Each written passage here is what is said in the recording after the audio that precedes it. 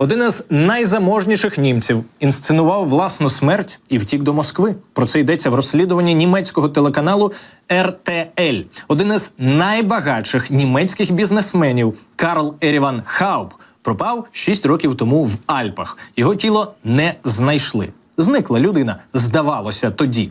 Журналісти нині стверджують, що він не загинув. Він зараз, судячи з усього, живе зі своєю русською подругою, пов'язаною з ФСБ.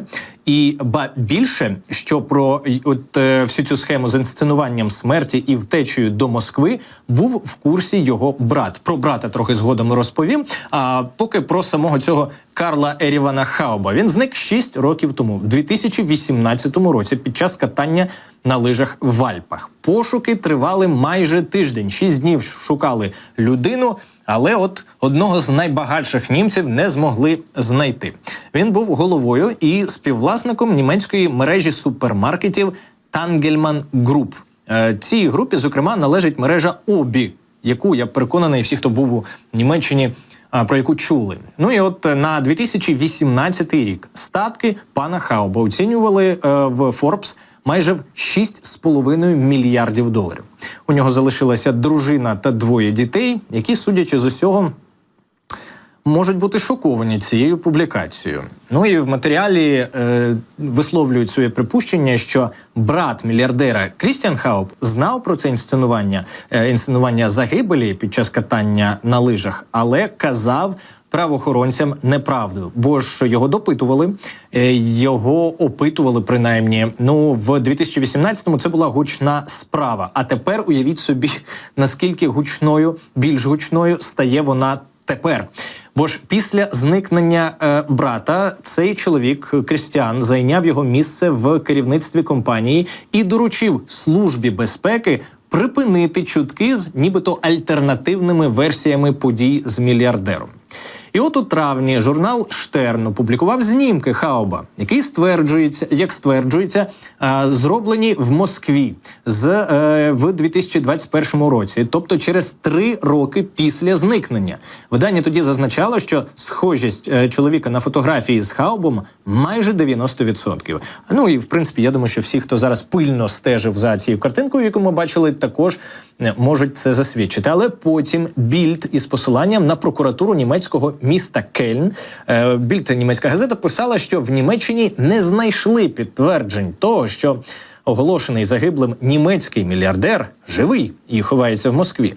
Нині ж прокуратура Кельна розпочала розслідування щодо брата Хауба, Крістіана, який підозрюється в так званому кривосвідченні. Ну, тобто давав апріорі заздалегідь неправдиві свідчення, тому що він заявив, що у нього немає жодної інформації, яка б вказувала на те, що його брат може бути ще живий. От я вам зараз процитував, як виглядає ця стаття в провідних європейських виданнях. Це от повністю фабула, RTL так і написало, і абсолютно всі німецькі, не просто німецькі, європейські видання приблизно так собі і переказали цю історію. Але в мене інше запитання. Так на політичному рівні цю справу взагалі планують, розслідувати, не те, що розслідувати, піддавати розголосу, з'ясовувати, чому один із найбагатших німців перебуває, більше того, переховується у Москві, більше того, живе із жінкою, пов'язаною із ФСБ. Ну, чи може це бути якоюсь такою суперромантичною історією?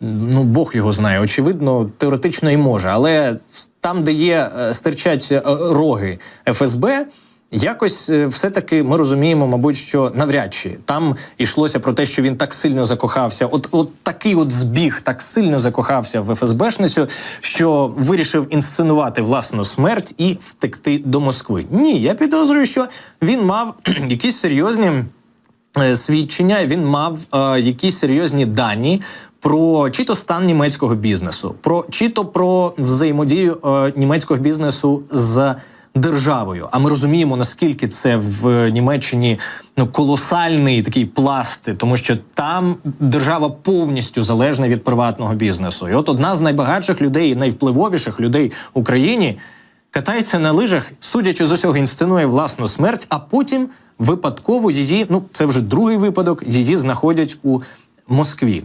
Чи не варто збільшити фінансування німецьких спецслужб? От у мене таке тепер запитання. Тому що, знаєте, з України можна було б якось цю справу розслідувати, але не може СБУ взяти на себе відповідальність за розслідування всіх справ, пов'язаних з Росією і, не тільки з Росією, у світі.